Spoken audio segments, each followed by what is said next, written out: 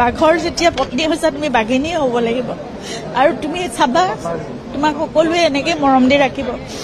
মই এতিয়া ৰৈ থাকোঁতে যেতিয়া ইমান লোক আহে প্ৰতিটো খুঁটাত তেওঁৰ ফটো লগাই থোৱা আছে আৰু প্ৰতিখন ফটোৰ পৰা তেওঁ মোক চাইছে যেন কৈ আছে আকৌ এনেকৈ লাগে মই কৈছিলোঁ নহয় তোমাক আগতে চোৱা এতিয়া ইমান মানুহ আহিছে যে তুমি আহৰিয়ে পোৱা নাই।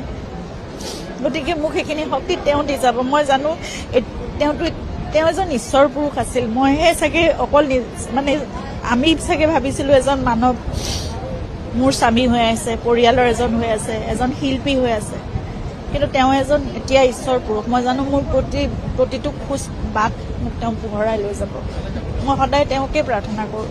তেওঁ আচলতে এটা মিছনতে আহিছিল। তেওঁ নিজৰ সময় লৈ আহিছিল, নিজৰ ক'বলগীয়াখিনি নিজৰ কৰিবলগীয়াখিনি কৰি গ'ল। যেতিয়া